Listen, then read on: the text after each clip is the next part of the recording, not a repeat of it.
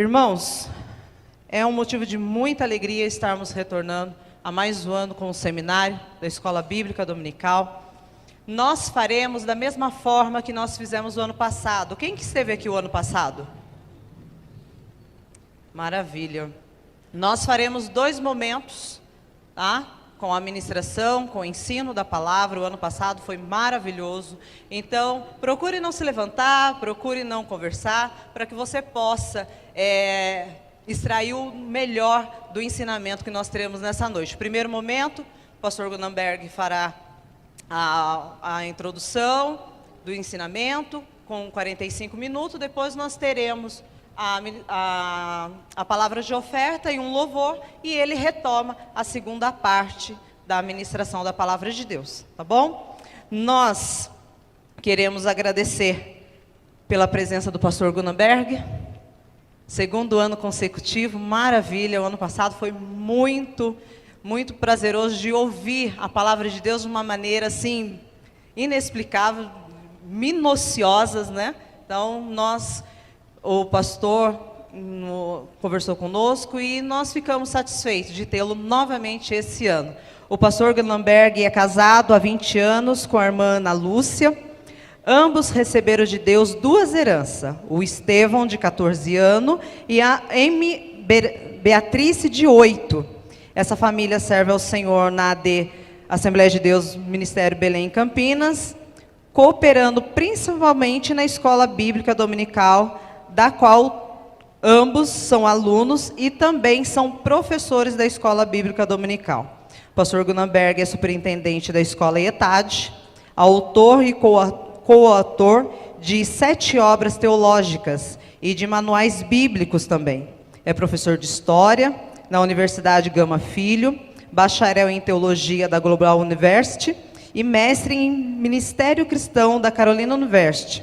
Ele coopera pregando e ensinando a Bíblia no ETAD, e por onde mais as portas da palavra lhe forem abertas pelo Senhor.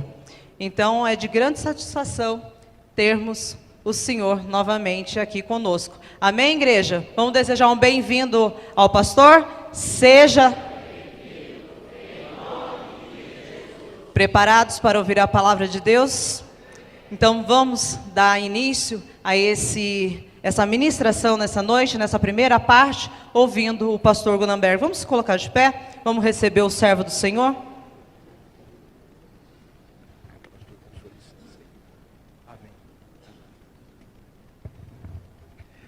Meus queridos irmãos, a paz do Senhor Jesus. Os irmãos podem assentar-se.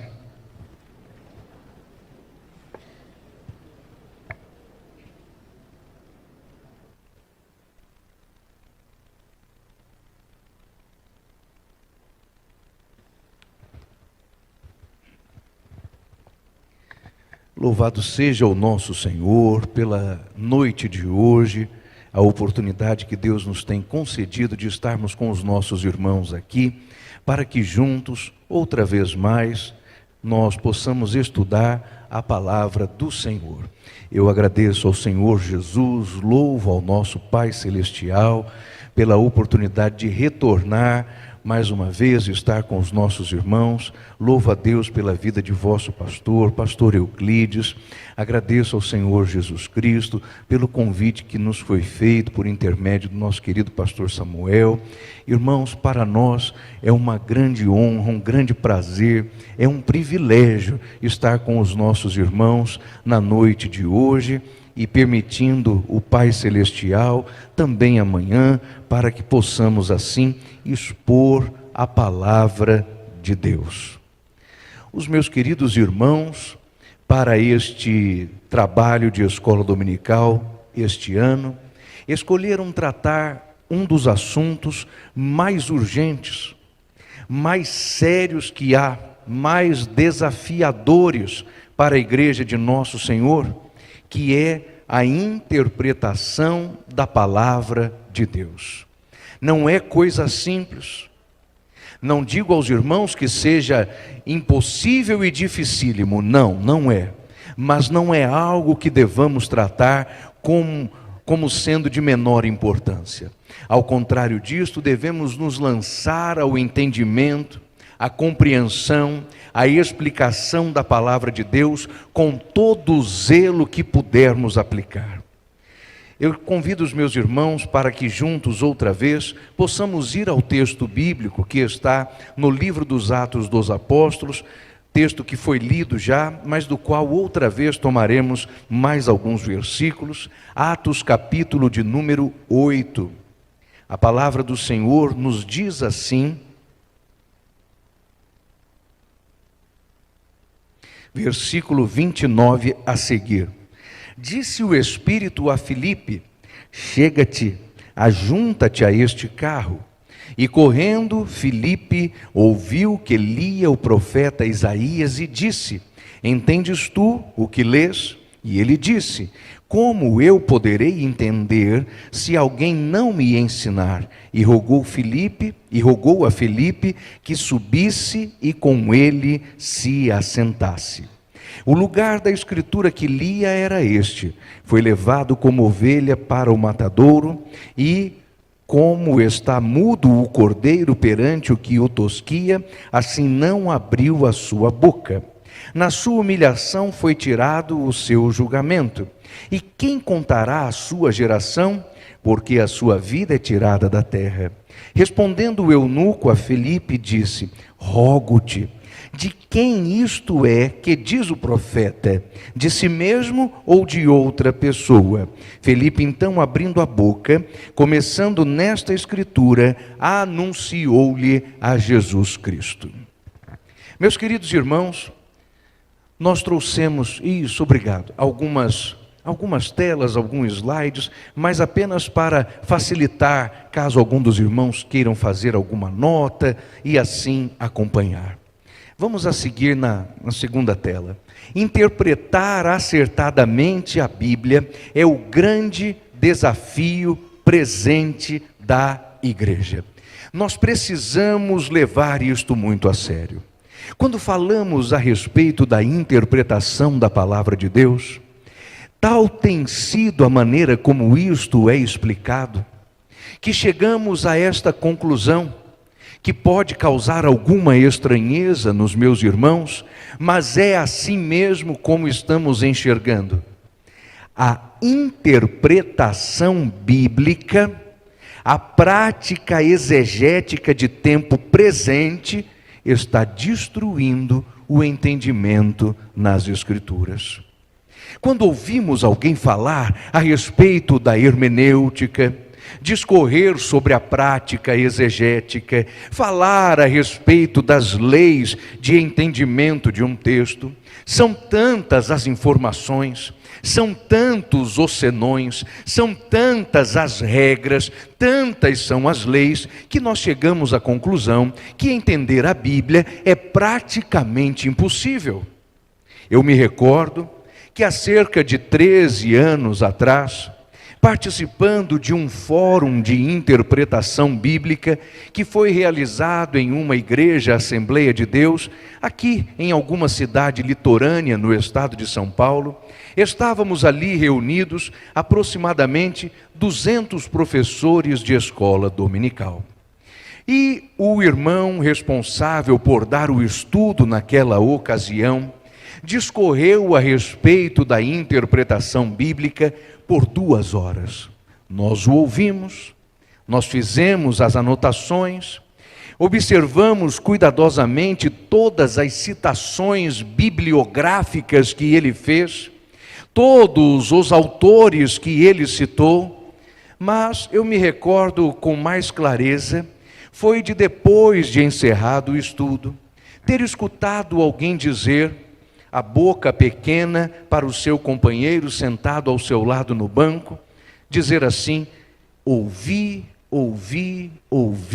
e não entendi nada.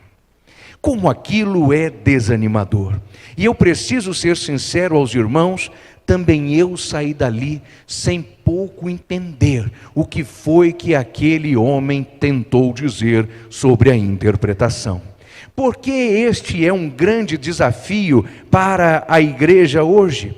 porque todas as vezes que nós abrimos a nossa boca para explicar a Bíblia, está em jogo a salvação de alguém. Está em jogo a saúde espiritual da igreja. Está em jogo a execução da melhor forma de pregar e de ensinar a palavra do Senhor.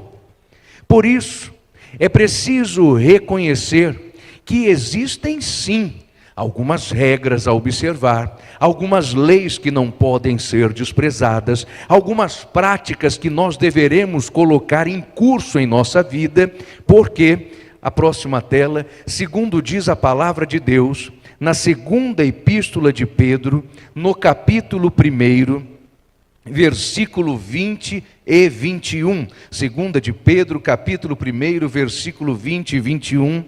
Nenhuma profecia é de particular interpretação, porque os homens de Deus escreveram movidos, impelidos pelo Espírito Santo. É assim que nos diz a palavra do Senhor. Nenhuma profecia foi produzida por vontade de homem algum. Ora, quer dizer que, sendo a palavra de Deus, o compromisso de quem a explica precisa ser com o Deus da palavra.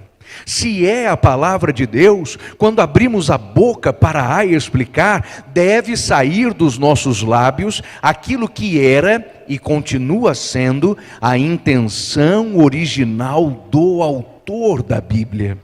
Algo que eu passo, repasso, piso e outra vez repiso com os alunos quando eu leciono a eles a esta matéria, é dizer-lhes isto: o seu objetivo, o seu alvo, a sua meta é alcançar o sentido original pretendido pelo autor. Se aquilo que você disser, se aquilo que você concluir não for o que Deus queria dizer com aquele texto, cale a sua boca e não fale nada. Fique quieto. Não decline para quem quer que seja alguma conclusão que não esteja ligada ao sentido original pretendido pelo autor. A Bíblia tem, os meus irmãos sabem, isto não é informação nova, 40 escritores humanos. Estes homens escreveram esta palavra ao longo de 1600 anos. Fizeram isto pertencendo a culturas diferentes. Muitos deles eram judeus, mas havia entre eles gregos, havia entre eles caldeus, havia entre eles homens que transitaram entre culturas diferentes ao longo de sua vida. Escreveram usando pelo menos 3 línguas diferentes. Estavam presentes em 3 continentes totalmente diferentes um do outro. Estes homens foram instrumentos do Senhor.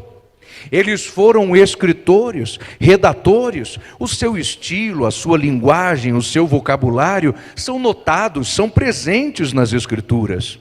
Quem estiver disposto ao desafio de aprender o hebraico bíblico, não deve começar, por exemplo, pelo texto do profeta Isaías. É muito difícil, é uma redação complexa, era um homem de extrema cultura. Se alguém quiser se debruçar no grego do Novo Testamento, não deve fazê-lo através do escrito do apóstolo Paulo, ou mesmo dos escritos de Lucas. É um texto complexo. Mas houve gente escrevendo na Bíblia com simplicidade, como era o caso de Pedro, cujo texto é tão fácil de entender, ou de João, ou mesmo nos Salmos, há tanta facilidade. Contudo, irmãos, apesar das linguagens diferentes, apesar dos estilos diferentes, apesar dos níveis culturais diferentes, apesar das oportunidades acadêmicas distintas entre estes homens, autor, a Bíblia só tem um.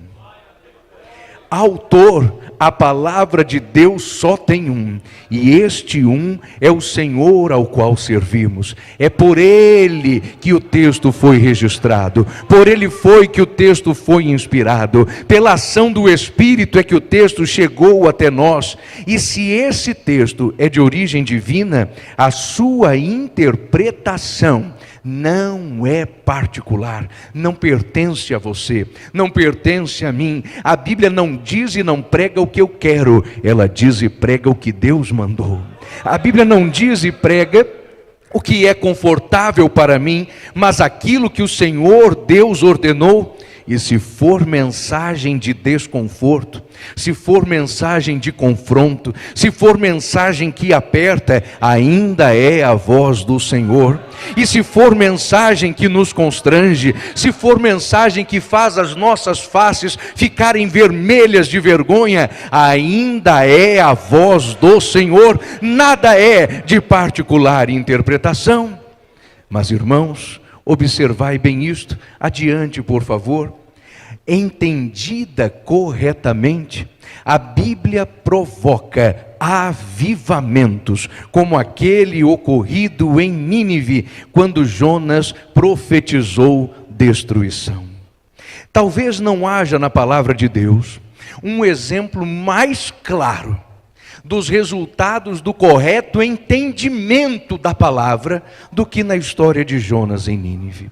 Irmãos, o que aquele homem pregou naquela cidade, ele mesmo não estava entendendo, porque ele andou por aquelas ruas dizendo: 40 dias ainda e Nínive será subvertida. Ele só anunciou destruição, ele só pregou calamidade. A sua mensagem não tinha um único tópico que fosse de alento, que fosse de consolo, que fosse de graça. Ele só anunciou o juízo. Alguém, porém, entendeu a mensagem, interpretou-a corretamente, pôde olhar o texto e enxergar até mesmo aquilo que o texto dizia de forma velada. Porque se Deus tem autoridade para destruir, tem autoridade para perdoar. Se Deus tem autoridade para castigar, também tem autoridade para restaurar. Esse mesmo Deus que poderia matar, também pode dar a vida. Mas não é interessante que Jonas não compreendeu isto e os ninivitas sim? Ora, os ninivitas eram dos povos mais terríveis da antiguidade. Quando eles invadiam uma cidade, a sua prática envolvia fazer na porta das cidades dominadas pilhas de crânios, de cabeças decepadas, para assim mostrar aos que estavam dentro da cidade e ainda viviam o quão terríveis os ninivitas eram. Era uma forma de intimidação cruel, sangrenta. Como pode ser então que esta cidade haja conseguido compreender corretamente que na pregação de juízo também havia misericórdia? Porque esta cidade contou com algo, a respeito do qual esta noite falaremos muito ainda, que é a iluminação pelo Espírito Santo. Mas antes de chegar a este ponto, vejamos isto, irmãos. Nunca foi tão fácil ganhar um membro para a igreja e nunca foi tão difícil fazer um discípulo de Cristo. Aí está o grande desafio presente da interpretação bíblica. Quanto mais observo o púlpito moderno, quanto mais ouço os pregadores, quanto mais escuto as mensagens contemporâneas, mais eu percebo que a preocupação dos líderes, dos pastores, dos chamados bispos, dos autoproclamados apóstolos, não tem sido ganhar discípulos para Jesus, mas membros para as suas igrejas. E irmãos, ganhar membros para a igreja é fácil. As igrejas estão quase todas elas abarrotadas. é gente que não cabe mais. A construção de templos em nosso país entrou em um patamar tamanho, em um nível de grandiosidade tal, que há 40 anos atrás, há 30 anos atrás, nós não escutávamos falar de coisas que hoje ouvimos. Há empresas especializadas não é apenas em sonorizar ambientes, mas em fazer som só para igrejas. Profissionais estão saindo das faculdades de engenharia e de arquitetura, especializando-se na construção de templos. Eu conheço alguns. Há empreiteiras que só fazem construir igrejas. Não estou dizendo que isso seja ruim ou errado, mas é um sintoma de que encher igrejas é fácil. E no mais das vezes, esta tem sido a preocupação dos líderes: encher igrejas, que o templo esteja cheio, que o templo esteja abarrotado. E as fotos que vão para a internet são meticulosamente calculadas, elas desviam-se de algum banco vazio para mostrar somente os lugares cheios, e os irmãos saem pelos corredores procurando aqueles crentes que em lágrimas estão sendo sinceros na adoração, porque isto rende as melhores fotos para a igreja evangélica do flash do Instagram.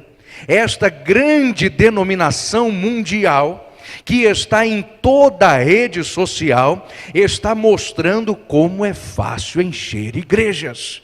Mas interpretamos a Bíblia para fazer discípulos. Interpretamos a Bíblia para que Cristo salve almas. Interpretamos a Bíblia para que o homem seja confrontado com o seu pecado. E aí está o grande desafio da igreja. Já não há mais a coragem, já não há mais a convicção, sequer existe a disposição para do púlpito anunciar ao homem que ele é pobre, cego, nu e miserável, que ele precisa de um Salvador. Toda a preocupação circula na quantidade de pessoas presentes no templo. Eu não estou dizendo aos meus irmãos que eu fico feliz quando vejo a igreja vazia. Não, também eu fico alegre quando ela está cheia. Mas, irmãos, que ela se encha dos discípulos, que ela se encha das almas, que ela se encha dos pecadores para o arrependimento, que se encha ela daqueles que estão sendo convencidos pelo Espírito Santo de que devem entregar a sua alma para Cristo. E a nossa mensagem, a nossa pregação, a nossa interpretação é para fazer o Senhor Jesus conhecido. Quando Filipe sobe aquela carruagem, aquele mordomo Mor de Candace não iria, depois de aceitar a Cristo, matricular-se, frequentar, amembrar-se na igreja em Jerusalém. Não iria ele engrossar as fileiras dos bancos da igreja que estava na Judéia. Ele tampouco haveria de congregar em Samaria. Mas Filipe fala, Filipe prega, Filipe interpreta, Filipe explica, porque Filipe não queria um membro, ele queria um discípulo para o Senhor Jesus. Filipe faz a parte que lhe cabe. E, queridos irmãos, observaram bem o texto? Naquele momento, Filipe prega e anuncia o Senhor Jesus Cristo. Aí está, sem dúvida alguma, a primeira de todas as regras hermenêuticas, a primeira de todas as leis para a exegese, o primeiro mandamento que pode haver para entender a Bíblia. Toda a palavra de Deus, do Gênesis ao Apocalipse, aponta para o Senhor Jesus Cristo. A Bíblia inteira fala do Senhor Jesus Cristo. Não existe outro assunto nas Escrituras que não a pessoa bendita do Senhor Jesus Cristo. Eis o porquê de estarmos nós reunidos esta noite. Há uma história que quero contar aos meus irmãos. Talvez muitos já a conheçam. É a história da revolta, do motim no Galeão Bounty.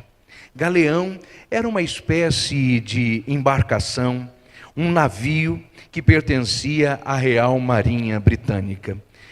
Essa história aconteceu no ano de 1789. Conta a história que estes marinheiros ingleses, navegando nas águas que estavam mais próximas da região do Tahiti, sofreram um naufrágio e, quando chegaram em terra, acabaram se rebelando. Aqueles homens estavam ali, já vindos de uma situação amotinada naquela nau, naquele navio. Quando chegaram em terra, a sua situação não era das melhores e o desdobramento do motim foi que um dos grupos assassinou o outro. E aqueles marinheiros que sobreviveram acabaram se casando com as mulheres nativas naquela ilha. Estamos falando de algo ocorrido nos anos 1700. A possibilidade de que aqueles marinheiros fossem descobertos, fossem achados depois daquele naufrágio, àquela época, com a tecnologia que havia, era inexistente. Então, assim, eles se juntaram àquelas mulheres daquela ilha, casaram-se com elas constituíram famílias e tiveram filhos. Mas, um a um, aqueles marinheiros sobreviventes do naufrágio e do motim foram morrendo, até que sobrou um único deles. Este um, vendo-se como o último sobrevivente daquela embarcação, acabou por tomar nas mãos o exemplar da Bíblia Sagrada que estava a bordo daquela embarcação. Era uma prática da Marinha Britânica ter pelo menos um exemplar da Bíblia em cada navio. Ele tomou a Bíblia e começou a ler. Tomou então uma decisão, a de comunicar o Evangelho, apesar das suas limitações, porque não era ele um ministro, não era ele um professor, não era ele um pastor ordenado. Mesmo assim, tomou para si a responsabilidade de comunicar o Evangelho aos filhos nascidos dos casamentos dos marinheiros já mortos com aquelas mulheres no Tahiti. Passados muitos anos, mais de um século inteiro, por fim chegou àquelas ilhas um missionário inglês. Quando aquele missionário chegou ali, percebeu que o seu trabalho não era tão necessário como ele imaginava, porque ele estava vendo que aqueles tahitianos conheciam já histórias da Bíblia, conheciam os personagens bíblicos, tinham eles prática de culto regular e semanal, e foi aí que ele descobriu que, apesar daquele último marinheiro sobrevivente jamais ter sido um ministro, jamais ter sido um professor de escola dominical, nunca ter frequentado um seminário, pelo simples hábito de ler a Bíblia e explicá-la da maneira como lhe fosse possível, acabou cooperando para a salvação de 3 gerações inteiras nascidas naquele lugar. E entre aquelas gerações, havia alguém tido um sonho, muitas décadas antes da chegada do missionário, e aquele sonho era acalentado pelos moradores daquele lugar. O sonho dizia da chegada de um homem de aspecto igual ao dos marinheiros, de pele bem branca, igual ao dos marinheiros, e quando aquele homem chegasse, traria ele nas suas mãos um exemplar de um livro, igual àquele que o último marinheiro sobrevivente lia para todos os que estavam interessados. E o homem do sonho abria o livro e ensinava as coisas que todos queriam saber. Tudo isso aconteceu por causa da interpretação, da pregação da palavra do Senhor. Veja o poder que há nas Escrituras, veja o poder que emana destas páginas, veja o poder que brota destas letras que o Senhor nos deu a ler. Mas, irmãos, nós precisamos tratar a palavra do Senhor da maneira mais correta que há. Assim, quando falamos em interpretação, quando falamos em hermenêutica, do que é que nós estamos falando?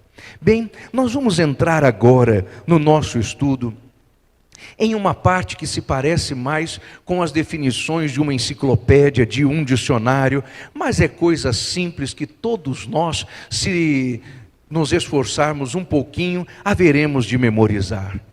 Hermenêutica, o que é?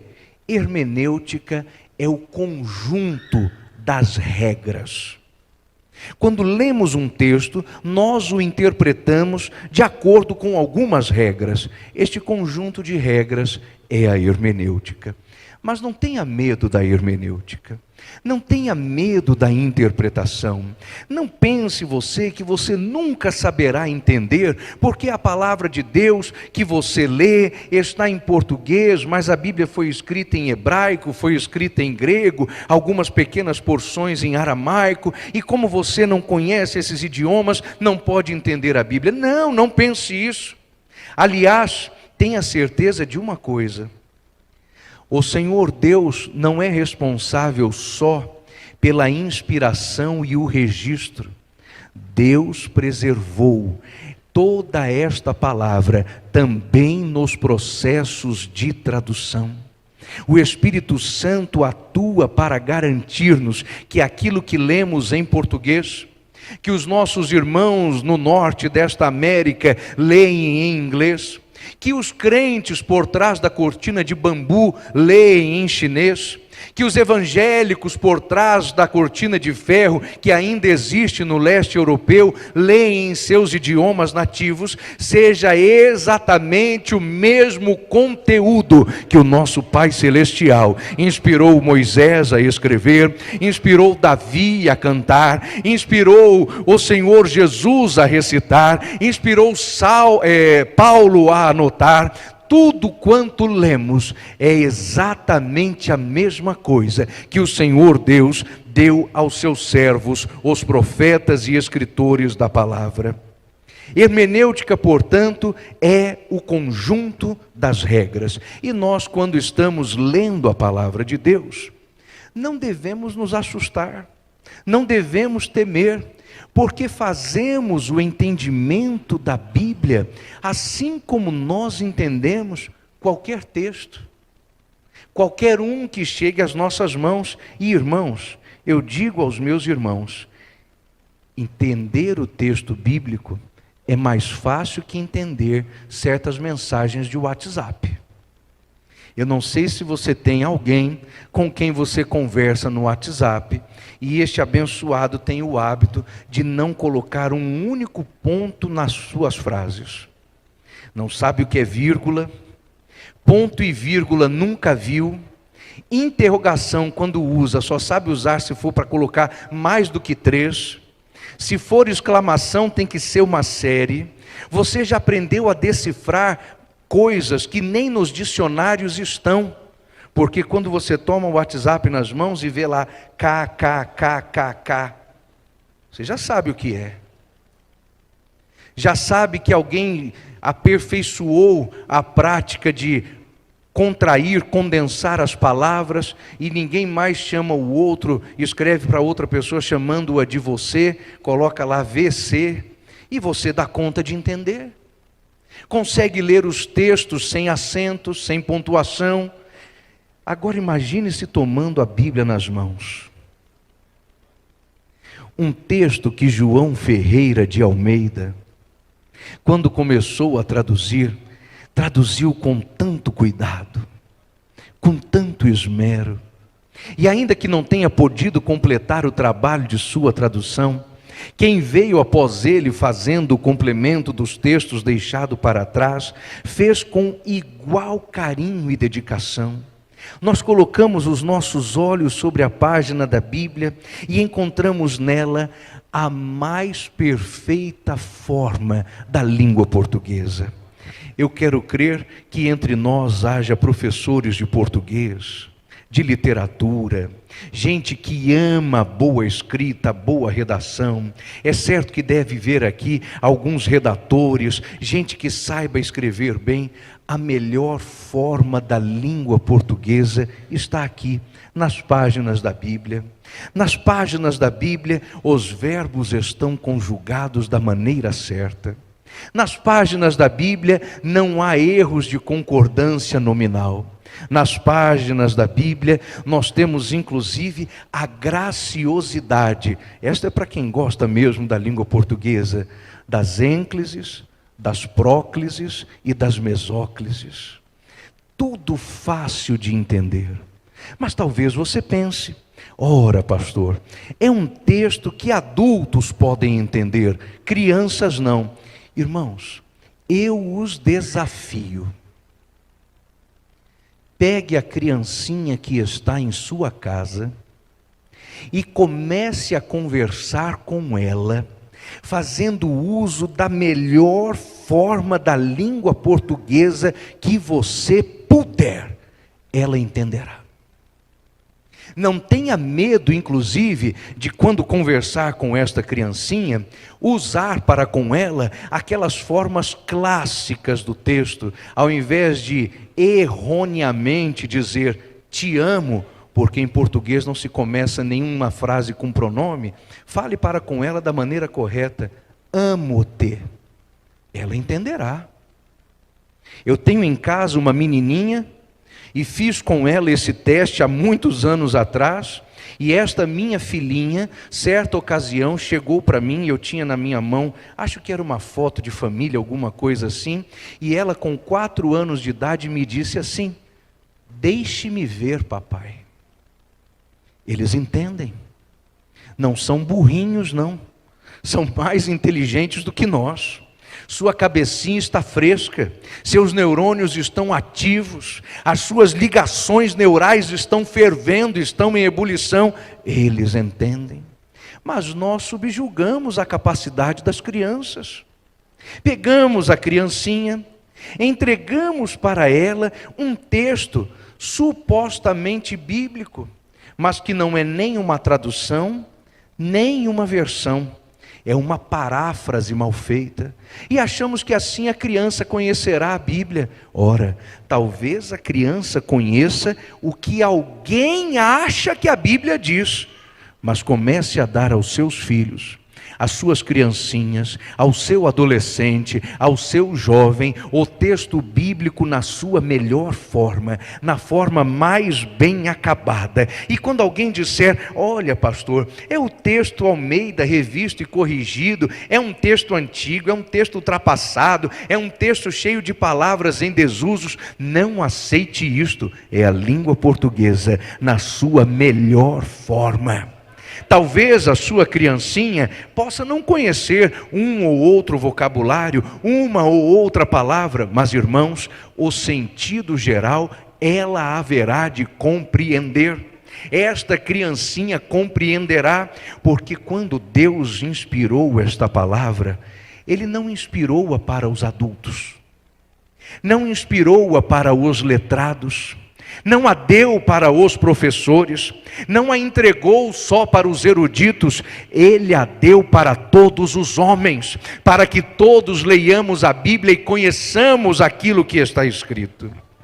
Quando lemos a palavra de Deus, nós temos a chamada regra geral de interpretação. Significa que o texto que está aí se entende pelas mesmas regras que um texto de jornal, que o texto de uma revista, que o texto de uma redação escolar. É o nosso idioma, é a nossa língua. Então metade do problema já está resolvido. Porém, existe aquilo que chamamos de hermenêutica especial. Ora, e o que é a hermenêutica especial?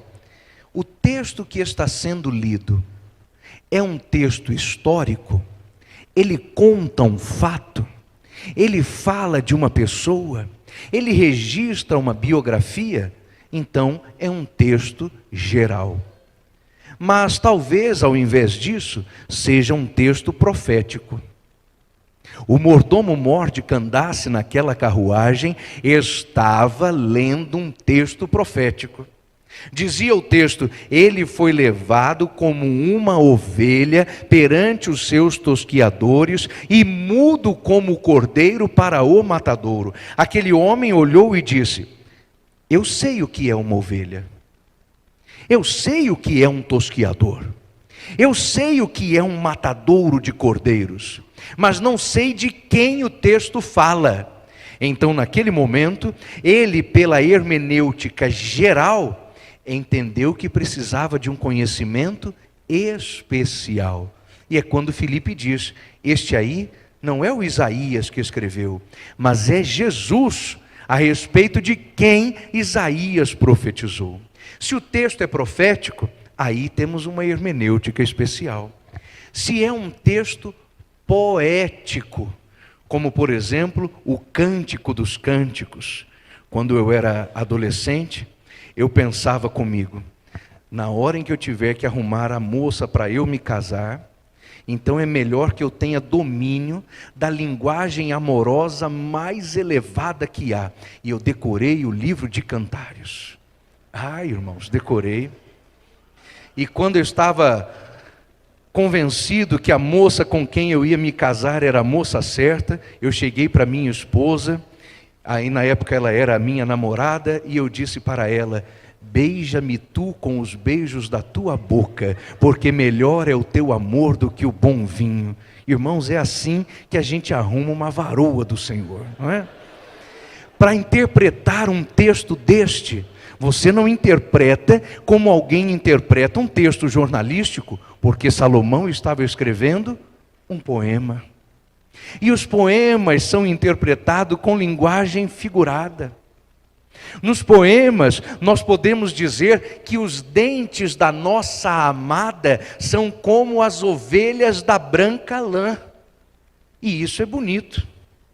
Nós podemos dizer da nossa amada que as suas faces, as suas bochechas são arroseadas como a mais bela romã. E isto é romântico. É a linguagem figurada. E eu sei que todos os meus irmãos não têm dificuldade com a linguagem figurada, especialmente porque nós somos brasileiros e somos muito exagerados. Estamos sempre praticando os exageros, as hipérboles, e eles são de linguagem figurada. Então não é um texto difícil de entender.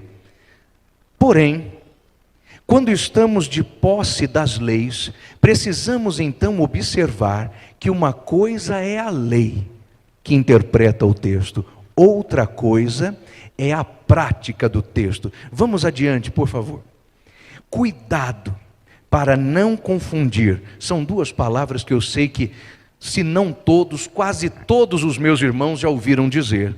Cuidado para não confundir a exegese com a letra X, com a exegese com a letra I. As duas palavras parecem-se muito, até soam iguais, exegese e exegese. É difícil captar a sua diferença na pronúncia, mas quando praticamos a hermenêutica, quando colocamos a regra para andar, então nós estamos fazendo exegese, é a interpretação. E a chamada exegese com a letra X, irmãos, nada mais é do que ir ao texto e fazer com que o texto coloque para fora o que está escrito nele. Extrair o sentido do texto. Porém, ao mesmo tempo em que alguém tenta praticar a exegese com a letra X, há quem pratique a exegese com a letra I. E exegese significa colocar no texto uma coisa que o texto não tem. E é isto o que está matando as igrejas em nosso país. As chamadas pregações alegóricas. As pregações em que os pregadores inventam folclores, criam símbolos e tipos que a Bíblia não apresenta, tomam certos elementos do texto bíblico e os revestem de significados que eles não têm. Deixe-me contar aos irmãos uma coisa. Quando meu primogênito, meu menino mais velho, era recém-nascido, numa certa noite, ele não queria dormir e a madrugada já estava avançando, então a minha esposa estava muito cansada e eu estava com o Estevão nos braços, lá na sala de casa, esperando que ele dormisse. Mas eu também estava com muito sono. Então eu pensei, eu vou procurar alguma coisa aí na TV para me ajudar a ficar com os olhos abertos. E fui passando até que eu encontrei um programa de igreja. E observei que os ministros que estavam naquele programa, os pastores que estavam naquele programa, naquela madrugada, estavam todos vestidos de pijama, sentados em um colchão. E eu olhei aquilo e falei, gente, esses homens tiraram a noite para me fazer inveja, porque eu queria estar igual eles agora, dormindo num colchão. E comecei a observar, e o principal daqueles homens, com uma Bíblia na mão, estava dizendo, está vendo esses pastores aqui, todos eles de pijama, todos eles vestidos para dormir e assentados comigo neste colchão? Por que estamos aqui? Porque quando Jacó fugiu da presença de seu irmão Esaú, ele passou uma certa noite com a cabeça reclinada numa pedra, e ele teve sonhos e visões do céu. Imagine se ele estivesse dormindo nesse colchão ungido. Isto é a exegese. É fazer com que o texto diga coisas que ele não diz. É fazer com que o texto represente coisas que ele não representa. Irmãos, algo como este colchão ungido que o pastor queria vender, é realmente um exagero. Nenhum de nós ia cair naquela armadilha, mas outras pessoas certamente caíram, senão ele não estaria fazendo aquilo. Por outro lado, nós temos caído em várias outras armadilhas, em diversas outras mensagens, que tomam o texto e fazem com que ele diga coisas que não dizem. Tomam-se o texto bíblico e assim nós temos selecionado inclusive os temas das nossas festas, os temas dos nossos congressos. Alguém vai ao texto bíblico, arranca uma frasezinha e coloca pendurado num banner, e aquilo passa a significar o que o povo da mocidade ou as irmãs do círculo da oração acham que deveria ser. Lembro-me eu de haver sido convidado certa feita para pregar em uma festa que dizia o tema: prepara-te, Israel, para encontrares com o teu Deus. E o povo todo esperando a mensagem do arrebatamento, mas o texto dizia de um encontro para acerto de contas. Não era para arrebatamento, era para um cajado, era para um arrebentamento.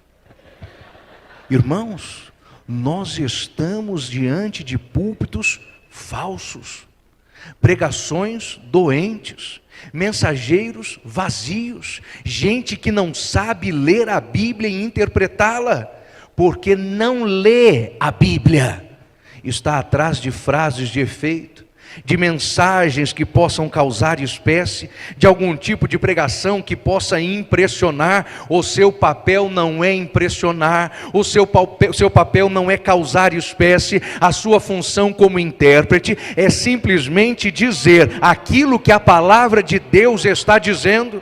As suas conclusões podem ser criativas, mas elas não podem ser usadas em lugar da Bíblia.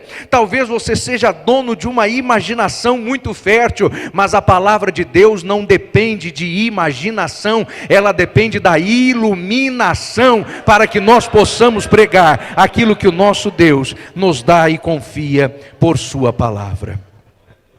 Por favor, meu querido irmão, avance para o último slide e assim nós concluímos essa primeira parte.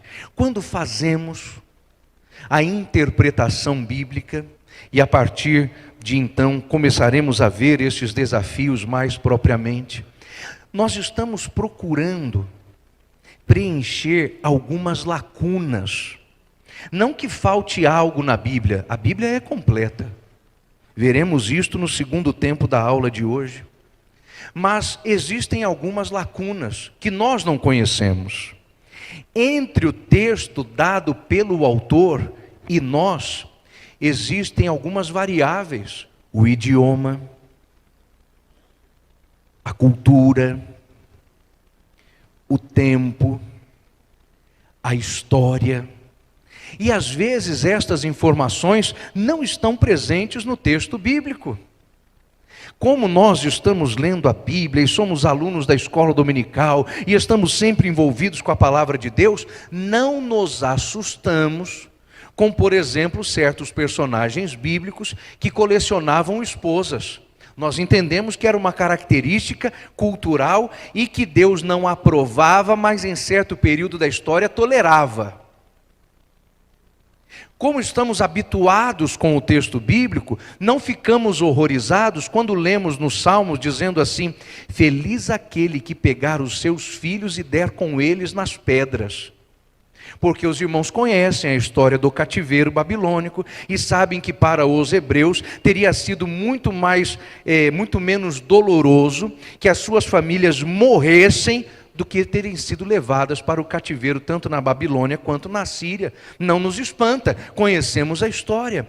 Mas quem toma a Bíblia na mão pela primeira vez pode assustar-se com algo assim. Porque falta a esta pessoa entendimento sobre a história, sobre a cultura, sobre o próprio tempo, sobre a própria língua, inclusive. Mas nada disso impede que alguém, mesmo novo convertido, mesmo que tenha aceitado a Jesus agora, tomando a Bíblia, lendo-a, a entenda. Ainda que possa ficar um pouco acismado com algum texto, poderá entender toda a palavra de Deus, porque a palavra de Deus tem um assunto só. Porque a palavra de Deus tem um único tópico: ela só fala do Senhor Jesus. Quando retornarmos para o segundo tempo da aula, haveremos de entrar naquilo que eu considero o ponto mais importante a tratar na noite de hoje, que é a vida do intérprete. Porque antes de seguirmos a interpretação, é preciso saber se o intérprete bíblico está sujeito e submisso à pessoa do Espírito Santo de Deus.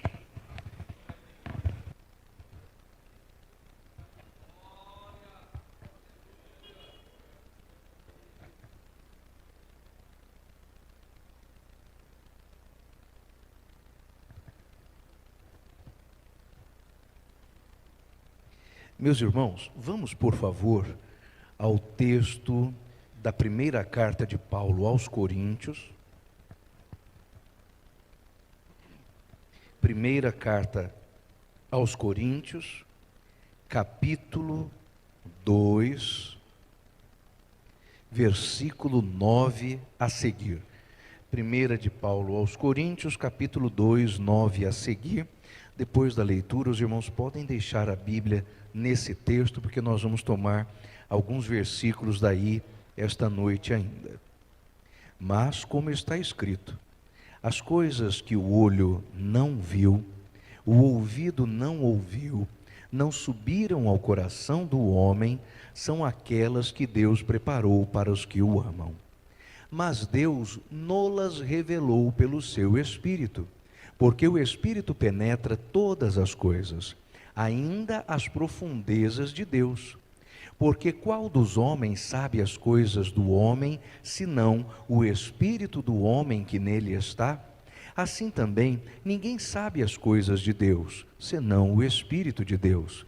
Mas nós não recebemos o Espírito do mundo, mas o Espírito de Deus, que provém de Deus, para que pudéssemos conhecer o que nos é dado gratuitamente por Deus. As quais coisas também falamos, não com palavras da sabedoria humana, mas com aquelas que o Espírito Santo ensina, comparando as coisas espirituais com as coisas espirituais. Ora, o homem natural não compreende as coisas do Espírito de Deus, porque estas lhe parecem loucura. Não pode entendê-las, porque elas se discernem espiritualmente. Mas o que é espiritual discerne bem tudo, e ele de ninguém é discernido. Porque quem conheceu a mente do Senhor para que possa instruí-lo? Nós, porém, temos a mente de Cristo. Palavra do Senhor.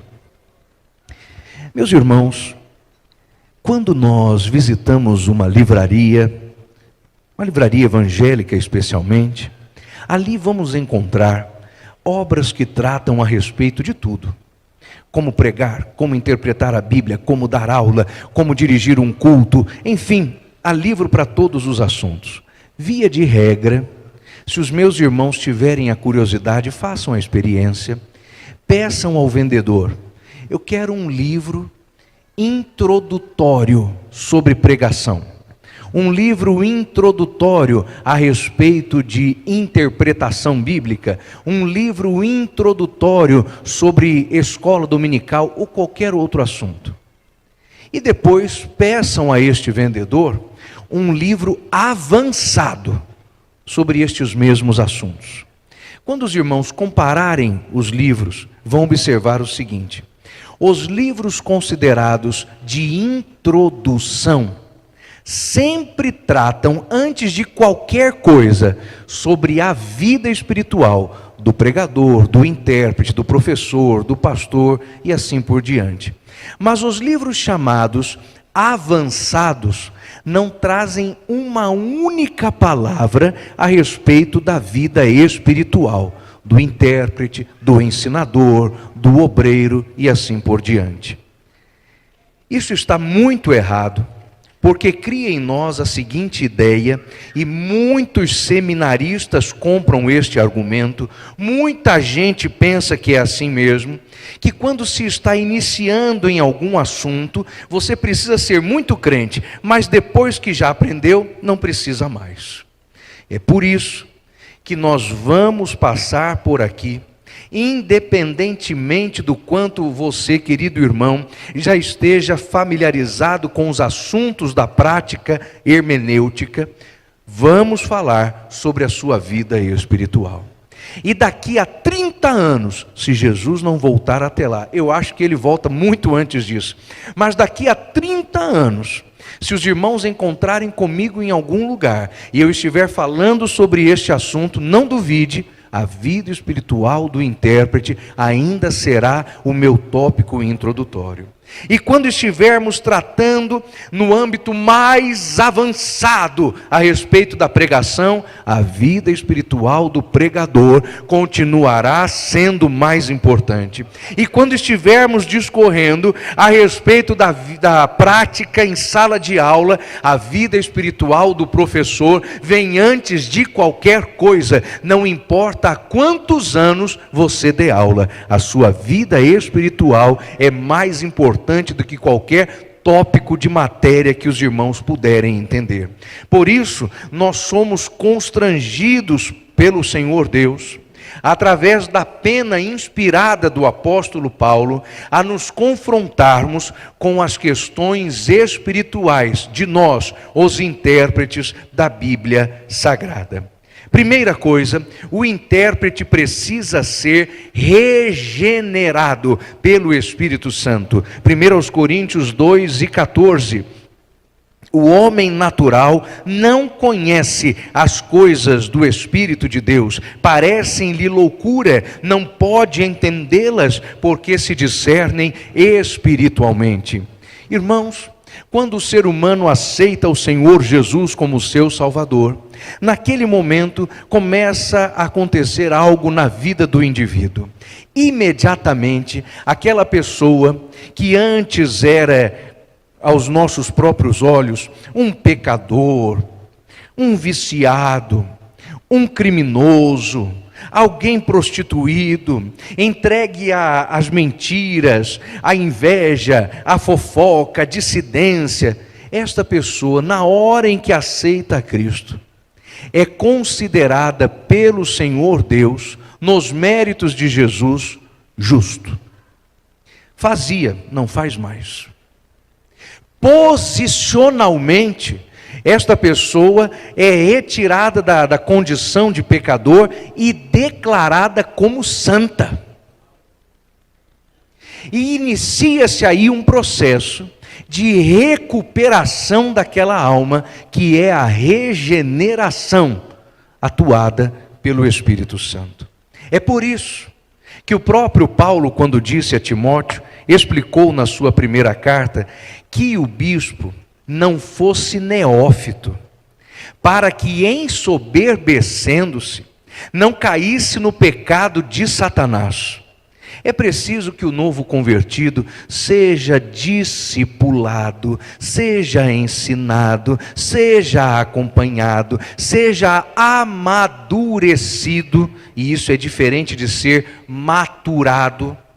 O processo de maturação é forçoso, o processo de amadurecimento é orgânico. Até que essa pessoa esteja pronta para exercer alguma função na igreja. Regenerado, o indivíduo tem condições de discernir a palavra de Deus espiritualmente. Não se assustará, não se amedrontará e, principalmente, não se envergonhará das coisas que estão escritas na Bíblia. Porque disse aos meus irmãos, e torno a repetir, falta hoje a tantos obreiros, a tantos pastores, a tantas igrejas, a tantos crentes, coragem para pregar certos assuntos, porque eles não são regenerados e não podem discernir as coisas espirituais. Quando leem o Senhor Deus falando de maneira tão patente contra o pecado, falando de coisas que hoje estão fora de moda, fora de tópico, fora de assunto, como inferno, como condenação, sentem que não devem pregar aquele assunto, para que a sua mensagem não seja recebida pelo descrente com alguma revolta, com alguma repulsa, com alguma recusa. Mas nós, quando somos regenerados pelo Senhor, sabemos que até quando o nosso Pai Celestial nos aperta, nos corrige, nos constrange, está Ele exercendo para conosco o amor que transforma, o amor que perdoa, o amor que liberta. É preciso que o intérprete seja regenerado pelo Espírito Santo. Versículo 13, leiamos juntos. Coisas que falamos não com palavras de sabedoria, mas com as palavras que o Espírito Santo ensina, comparando as coisas espirituais com as espirituais. É preciso que o intérprete acolha a verdade. Queridos irmãos, daqui a pouco veremos as características que a Bíblia tem, e esta palavra é verdade. Não é uma verdade, ela é a verdade. Todas as coisas escritas aqui são corretas, verdadeiras e atuais. No dia de amanhã, permanecem atuais. Daqui a um ano, permanecerão atuais.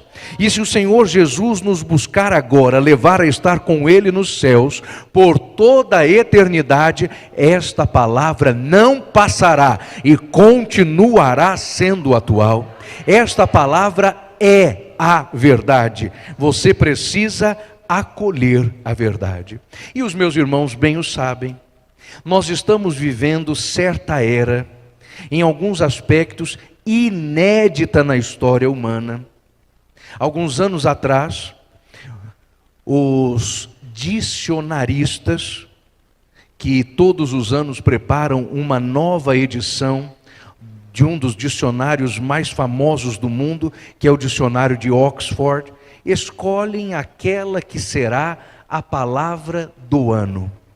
E há cerca de 4 anos atrás, a palavra do ano escolhida foi pós-fato. Irmãos, dizer que esta era se define como sendo a era do pós-fato fato.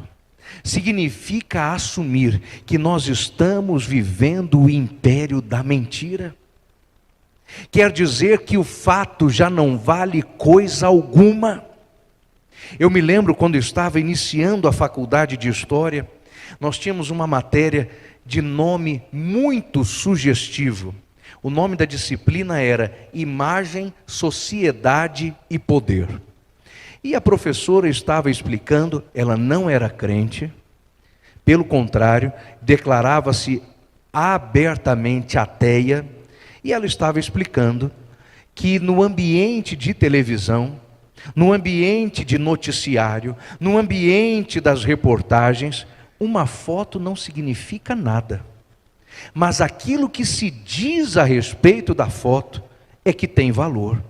E nós conhecemos isto mais presentemente com o nome de narrativa. O poder está na mão de quem controla a narrativa. O fato não tem importância, o fato não tem valor, a foto não vale de nada, a imagem, irmãos, os políticos vão à televisão e eles negam os flagrantes com a cara mais lavada que puderem. São flagrados na prática dos piores delitos e dizem assim: com tranquilidade provarei minha inocência. O fato não vale nada, mas para o servo do Senhor, a única coisa valiosa é a verdade. Quando os homens defendem as suas narrativas, eles o fazem, inclusive, cometendo um erro de contradição, que faz com que o seu discurso desmorone. Eles dizem: não há verdade, não existe verdade absoluta, não existe afirmação absoluta, tudo é relativo. Mas, irmãos, acompanhe com atenção, porque isso ficará claro na sua mente.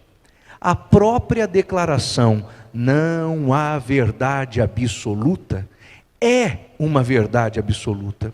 E se eu digo que não há, então eu estou negando aquilo que eu mesmo estou dizendo. É uma violação da não contradição. Não faz sentido aquilo que o mundo prega, mas a palavra de Deus, do Gênesis ao Apocalipse, não tem um erro, não tem uma falha, não tem uma contradição, não há um único versículo que desminta o outro. Você pode abrir a sua Bíblia, inclusive, em uma das páginas mais chocantes que há, em uma daquelas onde o contraste é forte, como o sangue, e ao mesmo tempo é verde cristalino como a tranquilidade. Se os meus irmãos, por exemplo, lerem o Salmo de número 23, ali está escrito: o Senhor é o meu pastor, nada me faltará, guia-me pelos pastos verdejantes, guia-me às águas tranquilas, refrigera minha alma por amor do meu nome. Mas se olharem para a página do lado, no Salmo de número 22, verão o mesmo salmista gritando: Deus meu, porque foi que tu me desamparastes? E quando olhamos para isso, pensamos: ora, achei a contradição.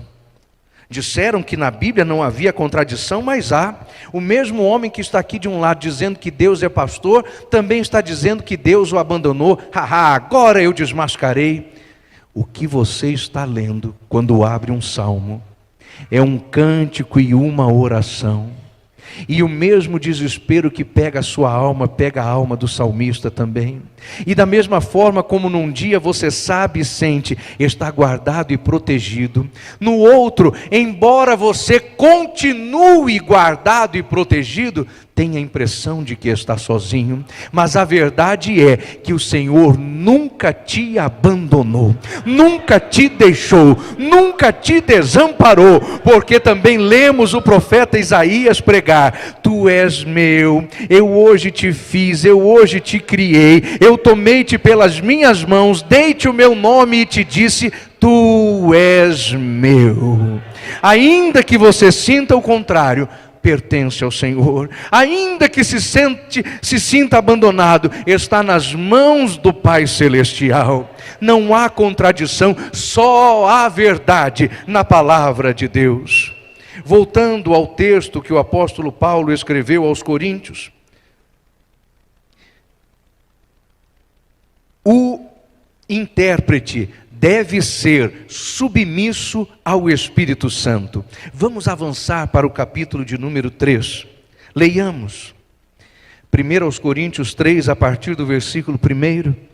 E eu, irmãos, não vos pude falar como quem fala a espirituais, mas como quem fala com carnais, como quem fala com meninos em Cristo. Com leite vos criei e não com manjar, porque ainda não podíeis e agora mesmo também não podeis. Porque ainda sois carnais, pois havendo entre vós inveja, contenda, dissensão, não sois porventura carnais e não andais segundo os homens? O intérprete bíblico precisa ser submisso ao Espírito Santo. Irmãos queridos, o apóstolo Paulo, os irmãos sabem, tinha suas questões com a igreja de Corinto, mas não é porque Paulo fosse mau, não é porque Paulo fosse um sujeito bravo ou iracundo, é porque os crentes de Corinto eram com problemas. Não era uma igreja fácil, não, pelo contrário, acho que Paulo teve muita paciência com esses irmãos aqui. E o que ele está dizendo a eles é o seguinte: eu quero ensinar coisas profundas. Eu quero ensinar coisas que vocês não aprenderam. Eu quero mostrar as riquezas que estão na palavra. Mas vocês não estão sujeitos ao Espírito Santo. Estão brigando, estão discutindo, são invejosos, batem boca, estão por todo momento divididos. Há entre vocês partidos, facções, dissensões. Como aqueles homens poderiam entender a palavra de Deus se não eram submissos ao Espírito Santo? Você quer compreender a Bíblia? Deseja lê-la e interpretá-la com correção? Sujeite-se ao Espírito Santo de Deus. Este Espírito nos traz claridade, este Espírito nos traz iluminação, este Espírito nos traz entendimento. Neste mesmo capítulo, vamos ao versículo 17, por favor.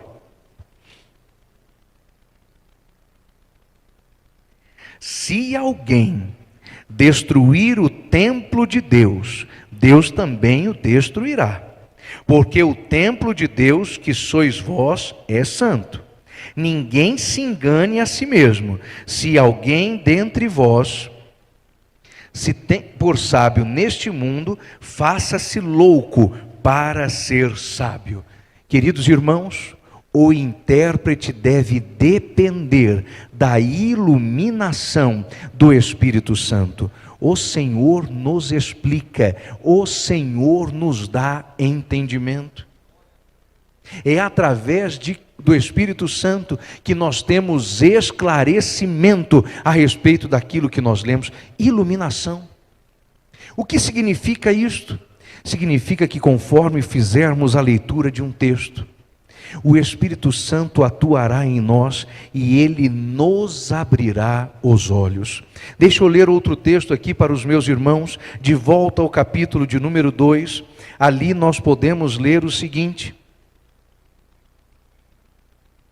não recebemos espírito do mundo, mas espírito que provém de Deus, para que conheçamos aquilo que por Deus nos é dado.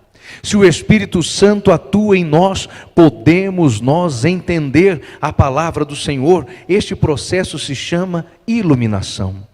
Mas irmãos, já que estamos aqui para estudar e para aprender, eu proponho aos meus irmãos que façamos um refinamento no nosso vocabulário, no nosso dicionário de hermenêutica. Às vezes alguém pega um texto bíblico, vem até nós e diz assim: olha, eu tive uma revelação. Não teve, não. Você pode ter tido uma iluminação, um esclarecimento.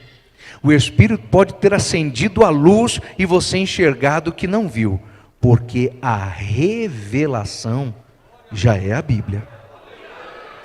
O que está aqui é revelado. O que está aqui, chame sem medo de revelação.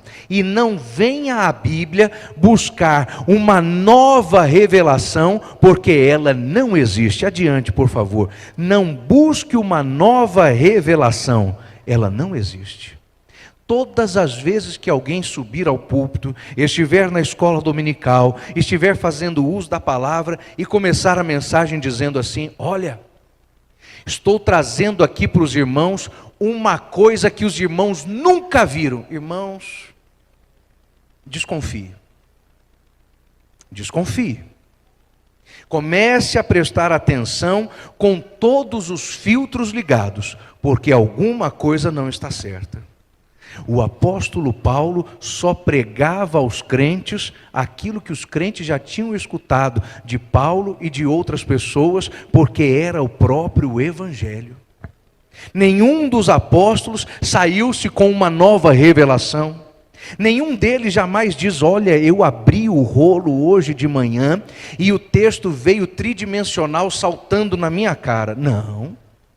Todos eles estavam pregando a mesma mensagem, o mesmo evangelho, o mesmo assunto, o mesmo Cristo, a mesma pregação, a mesma salvação, a mesma cruz, o mesmo batismo, tudo vindo das palavras de Deus, porque todos tinham o mesmo Espírito. Mas hoje não é mais este o tempo. Hoje é o tempo dos pregadores surpreendentes, daqueles que trazem as coisas nunca vistas, daqueles que pegam a Bíblia, vão até os obreiros que estão no púlpito e ficam fazendo contra os obreiros perguntinhas para constranger os obreiros e depois dizer: os obreiros não sabem porque a revelação está comigo, e aí declinam as suas frases de efeito, e os meninos espirituais comem aquilo como se fosse alimento. E não é alimento, é capim seco, não dá sustento, porque não é palavra do Senhor.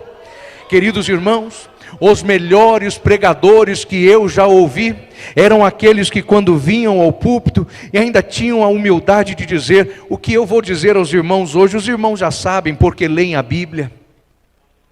As melhores mensagens simplesmente são aquelas que expõem o texto da palavra de Deus. Os obreiros, precisamos nos revezar no púlpito, semana após semana, culto após culto. Na escola dominical, estamos diante da mesma classe, talvez por anos.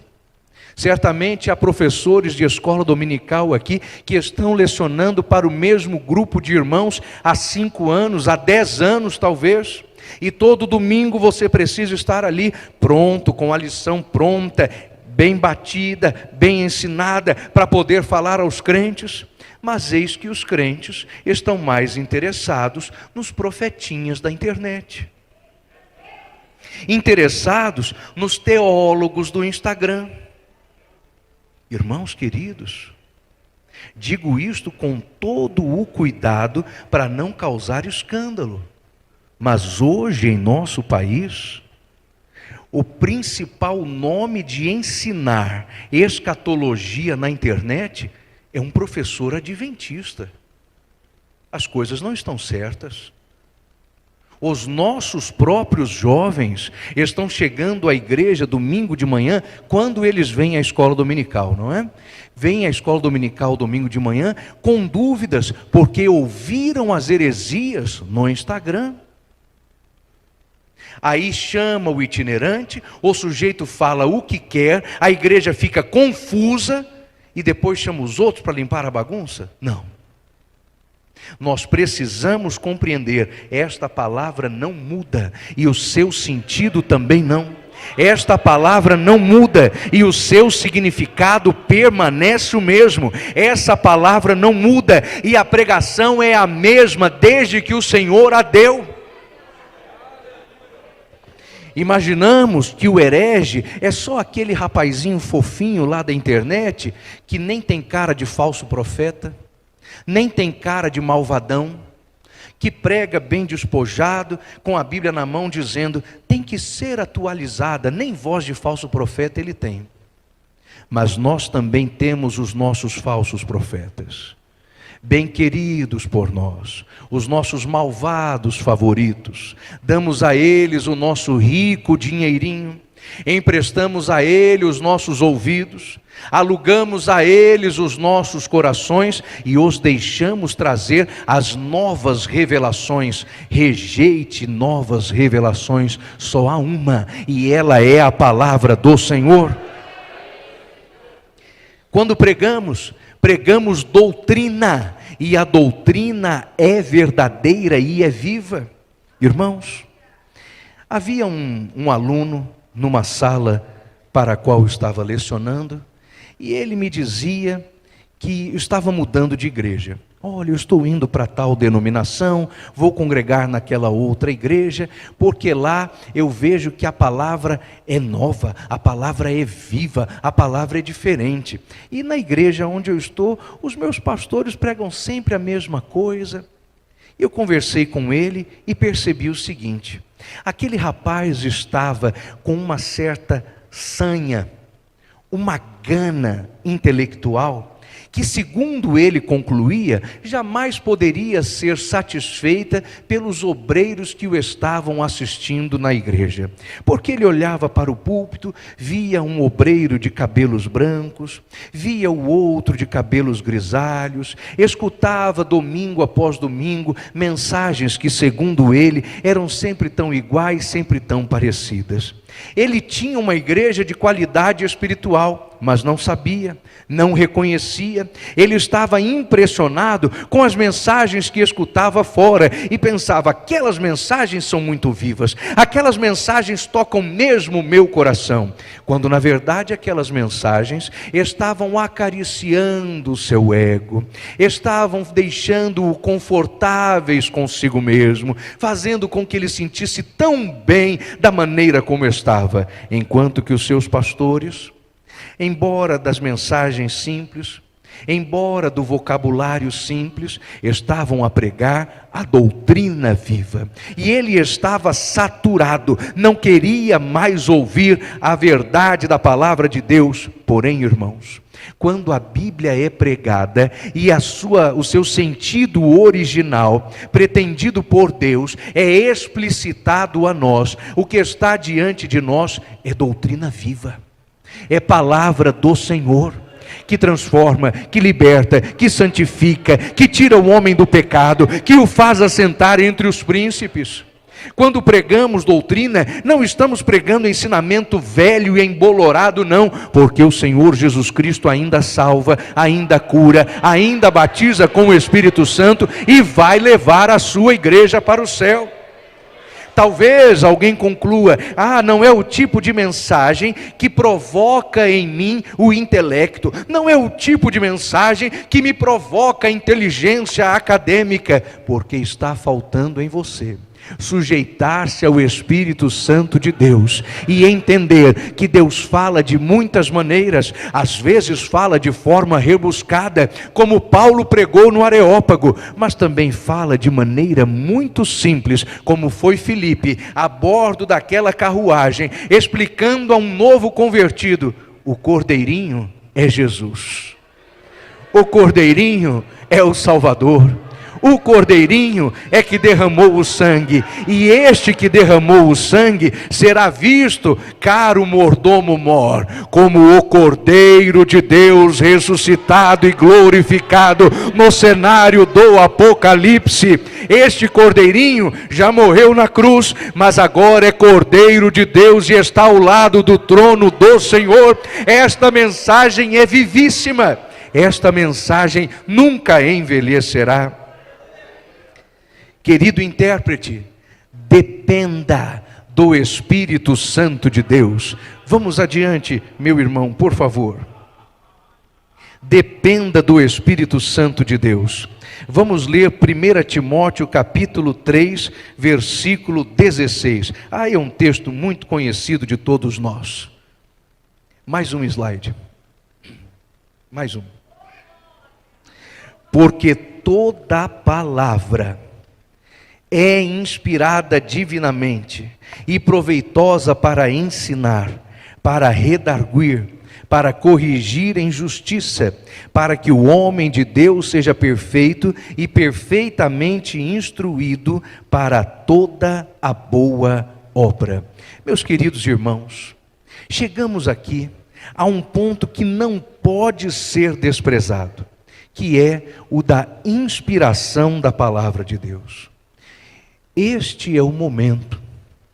Sempre aconteceu, mas de fato nós estamos vivendo os momentos de maiores exageros. Eu ouvi uma frase essa semana e achei-a muito pertinente. Nós não estamos mais vivendo uma era de mudanças, mas uma mudança de era. E assim, nesta mudança de era, todos os ataques contra a Bíblia estão sendo maiores e mais perversos do que jamais foram em qualquer momento.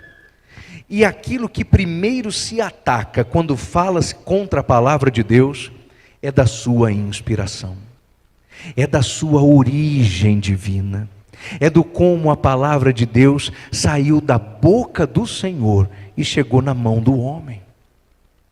E não pensem os meus irmãos que esse ataque contra a Bíblia está da porta para fora. Está talvez nas academias, onde os intelectuais são ateus e discursam contra a Bíblia. Irmãos, este ataque está dentro das nossas igrejas. A igreja que mais tem dado ouvidos à relativização da palavra é a nossa, é as Assembleias de Deus. Eu não gostaria de dizer isto, mas é assim que tem sido. O que eu vou contar aos meus irmãos, eu tenho escutado da boca de gente pregando dentro dos nossos templos, dizendo que quando temos a Bíblia nas mãos, precisamos aprender a descobrir o que dentro da Bíblia é palavra e o que não é palavra de Deus. Tudo isto aqui é palavra do Senhor. Tudo isso aqui foi dado por Deus. Alguns anos atrás, no velório de um grande professor de teologia, alguém o foi homenagear, e esta pessoa, quando foi fazer o seu discurso de homenagem ao falecido, tomou o exemplar da Bíblia na mão e disse assim: este homem que agora estamos aqui para homenagear, foi um visionário, porque ele nos ensinou que devemos descobrir dentro da Bíblia onde Deus fala e onde o homem grita. Esse homem que estamos aqui para homenagear foi um visionário, porque ele soube nos dizer que tem textos da Bíblia que já não devem mais ser pregados dentro de nossas igrejas. Queridos irmãos, a palavra de Deus é inspirada. Se você não crê nisso, você não pode ser um intérprete das Escrituras. Se você não crê na origem divina da Bíblia, você não pode ser um hermeneuta, porque você nem é crente. Você precisa passar pela conversão, a confissão dos seus pecados, precisa aceitar ao Senhor Jesus, precisa repreender a ação demoníaca no seu coração, para poder confessar que esta palavra nos faz mais sábio do que os nossos mestres, nos faz mais entendido do que os mais velhos, porque são os mandamentos do Senhor. Nós vamos encerrar a exposição de hoje, relembrando ou aprendendo as 5 características que a Bíblia tem. Só a Bíblia tem essas características. Vamos à próxima tela, por favor. Primeiro, a Bíblia é inspirada. Quando o apóstolo Paulo disse toda a escritura divinamente inspirada, ele estava se utilizando de um termo em grego que é theopneustos, isto é, fôlego de Deus. E eu gosto de explicar isto para os meus alunos, sempre dizendo assim: aqui Muitos dos meus irmãos são casados, amém? Então sabem bem o que eu vou explicar. Quando estamos em nossa casa e o dia já está terminando e nós estamos nos recolhendo no recesso do lar, o esposo e a esposa vão para o seu quarto e ali eles se deitam, trocam as últimas palavras, as últimas conversas do dia, terminam de arrematar algum assunto que ficou perdido durante a noite, e eles estão deitados, irmãos, tão juntinhos, tão pertinho um do outro, que enquanto conversam, estão respirando o fôlego do outro. Enquanto um fala, o outro respira, estão trocando não só palavras, mas até o ar que estão respirando. Isso é a melhor imagem que pode haver da inspiração divina. O Espírito Santo estava tão perto dos profetas do Senhor, que conforme o Espírito Santo falava, aqueles homens sorviam tudo que o Espírito estava dizendo. O Espírito colocava para fora e aqueles homens tomavam para dentro de si. O Espírito soprava, eles puxavam, o Espírito falava, eles escutavam. Eram profetas tão impregnados da presença do Senhor, que quando a sua boca abria, eles só podiam dizer: assim diz o Senhor. Ouvia Israel as palavras do Senhor. Quando tomavam nas suas mãos as penas e iam ao papiro ou ao pergaminho, eles só conseguiam escrever as palavras que o Senhor lhes havia dito. O vocabulário era seu, às vezes erudito, às vezes simples, mas era a palavra do Senhor. O estilo era seu, às vezes rebuscado, às vezes muito direto, mas era a mensagem do Senhor, inspirada, saída do céu e chegada até nós. Esta palavra é inerrante. Eu começarei por inerrância, depois vou para infalibilidade. O que significa dizer que a Bíblia é inerrante? Quer dizer que não existe nenhum errinho aqui, de coisa nenhuma, irmãos. Se está dizendo de certo rei, de um certo lugar, uma certa data, um determinado personagem, uma informação geográfica, uma informação arqueológica, até mesmo uma informação científica, pode acreditar, é a palavra de Deus e ela não tem erros. Se está nos dizendo que o sinal pedido através do profeta Isaías foi que o relógio voltasse 15 graus, creia, irmãos, o sistema inteiro foi rebobinado pela mão de Deus. Se está dizendo que o sol parou e a lua se deteve para Israel poder guerrear, não duvide, o Senhor puxou o freio do sistema inteiro e Israel teve luz para guerrear até vencer os seus inimigos. Não duvide, Jonas foi engolido por um grande peixe. Não tenha medo de dizer que crê que o Senhor Jesus multiplicou pães e peixes em suficiência para milhares de homens. Acredite mesmo, aquela água virou vinho, e vinho da melhor qualidade. É verdade que o Senhor Jesus ressuscitou, levantou paralíticos, abriu os olhos de cegos, e até com a sua saliva Ele o fez, porque esta palavra não conta mentiras, ela só diz a verdade. Louvado é o nome do Senhor. Louvado é o nome do Senhor. Não existe erro nas Sagradas Escrituras. Nada do que a Bíblia diz pode ser questionado. Irmãos, não é que alguém esteja proibido de dizer: eu não acredito, eu vou questionar. Todos são livres. Todos podem duvidar. É que ninguém consegue provar que tem erro nas Escrituras. Não existe cientista que vá levantar-se e dizer: eu tenho a prova conclusiva. Irmãos, os cientistas não têm certeza nem do que está diante de seus narizes. O homem mal tem domínio daquilo que está circulando o planeta Terra. Mal conhece o quintal da nossa casa no espaço. Há uma sonda estelar chamada Voyager. E essa sonda está agora mais ou menos pelo meio do sistema solar. Já era para ela ter parado de funcionar há algumas décadas, mas ela foi tão bem construída que continua enviando informações aqui para os cientistas da NASA. Ela está mais ou menos no meio do sistema solar. Os irmãos já abriram algum livro e viram nele a foto de todo o sistema solar, de todos os planetas, um do ladinho do outro? Já viram? Irmãos, se o nosso objeto enviado ao espaço não chegou nem no fim do sistema solar, até uma imagem como essa é só fruto de intenção, é só fruto de pensamento e suposição. Nem do que está ao nosso redor os cientistas têm certeza. Eles mesmos dizem que talvez 90% da vida marinha não seja conhecida pelos biólogos. Nós não conhecemos nem a nossa casa direito. Estamos querendo desmentir a palavra de Deus?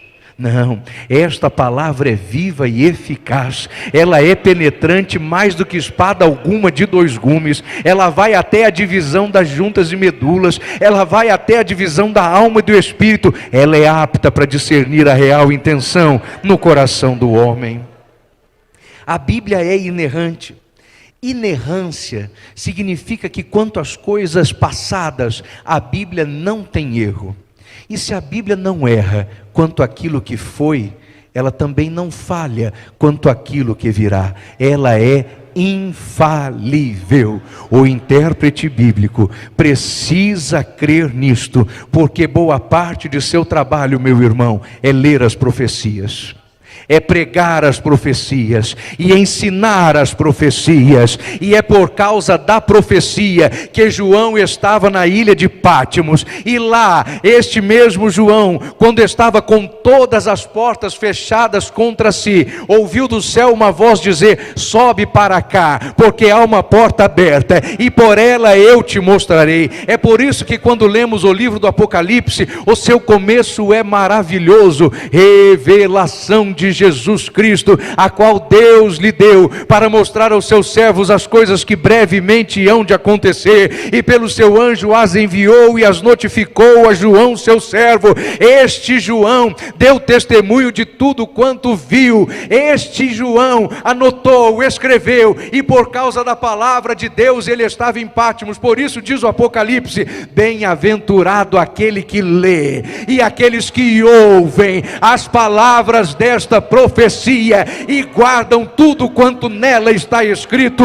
A palavra de Deus não falha, a palavra de Deus não erra, a palavra de Deus não se engana, e tudo quanto a Bíblia diz que vai acontecer, querido irmão, acontecerá, da maneira como está explicado aqui. Logo, não brinque com a sua salvação. Não brinque com a sua alma, porque é verdade, existe céu e existe inferno, existe eternidade com Cristo e existe um lago de fogo preparado para o diabo, os seus anjos e para aqueles que não se converteram ao Senhor. A palavra é completa. Queridos irmãos, os meus irmãos não precisam de nada para somar a Bíblia, porque esta palavra diz tudo quanto nós precisamos saber.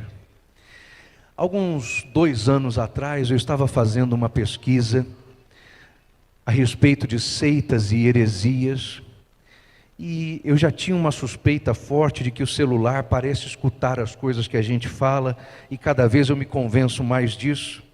E eu estava em casa contando para minha esposa a respeito da pesquisa que eu estava fazendo sobre a igreja chamada de Jesus Cristo dos Santos dos Últimos Dias.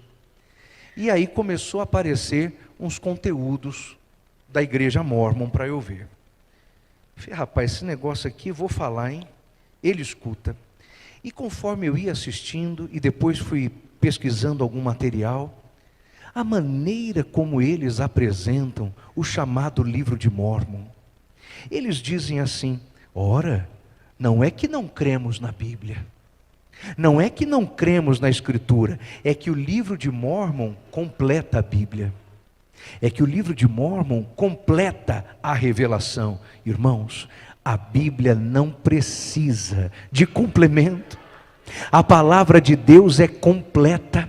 Não existe coisa alguma que a palavra de Deus não possa dar combate, mesmo a mentira que o diabo parecer inventar, e que seja a mais nova, e que deixe alguns de nós tontos. A palavra de Deus é verdade plena, e ela está preparada para desqualificar até o mais novo engano, até a mais nova mentira, até a mais recente artimanha de Satanás. Não falta nada nas Escrituras.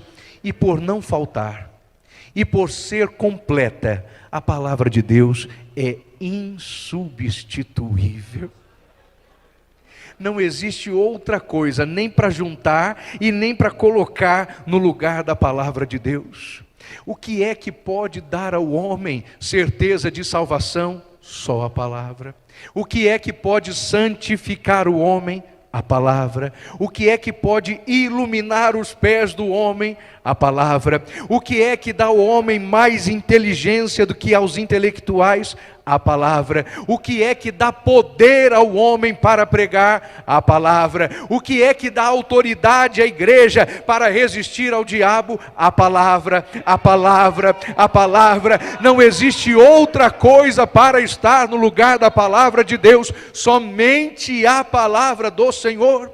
Assim, se o seu coração guarda esta convicção, se o seu coração guarda esta certeza, então você está pronto para atuar como um intérprete das Sagradas Escrituras. No dia de amanhã, permitindo-nos o Senhor Deus, quando nos reunirmos para a segunda parte dos nossos trabalhos, nós haveremos de nos deparar com alguns pontos práticos e críticos. Mas se o seu coração está pronto, você sairá daqui hoje e amanhã convencido de que esta palavra é dada pelo Senhor a todos os homens para a nossa salvação, e esta palavra é que faz a diferença em nossa vida. Que Deus em Cristo nos abençoe. Aleluia.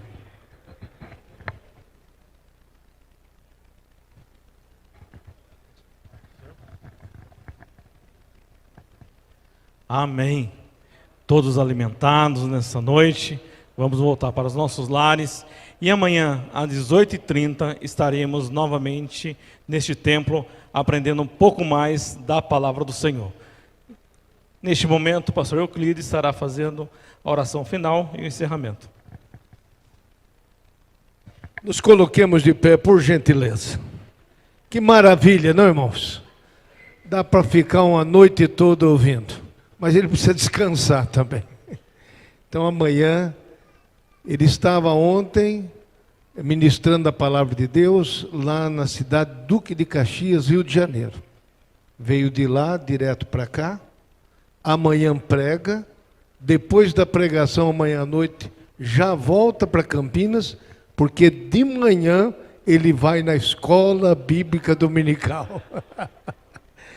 É quase um fanatismo, né? Parabéns, viu? Parabéns, porque ele não só fala, ele faz mesmo. Parabéns, é admirável. Vamos agradecer ao nosso Deus. Faça o esforço de estar aqui às 18h30, porque se puder, ele termina antes e pode viajar com mais tranquilidade. Não esqueçam de orar pelo servo do Senhor. Também acaba de sair do meio de nós aqui um irmão por nome Pedro Torquato. Foi agora por pronto-socorro, porque seu avô, Orlando, está internado nesse momento. Ele pede oração pelo seu avô, Orlando. Amém? Vamos agradecer. Querido da nossa alma, te agradecemos por essa noite, por tudo que recebemos. Ó Deus, não nos deixe esquecidos, sim, ó Pai, mas praticantes da Tua palavra. Nosso Deus, renova as forças do Teu Filho, pastor Gunnar Berg, abençoe, ó Deus querido, para que logo amanhã, permitindo o Senhor, Ele nos traga tão maravilhosa mensagem. Nosso Pai, abençoe também, ó Deus, Orlando, que precisa do socorro do Senhor. É o Senhor que dá saúde. Assim te pedimos, ó Deus, e agradecemos todas estas bênçãos em nome de Jesus. A graça de nosso Senhor Jesus, o amor de Deus e a comunhão do Espírito Santo seja com todos, hoje e para sempre. Todos digamos amém. Dê um forte abraço no seu irmão.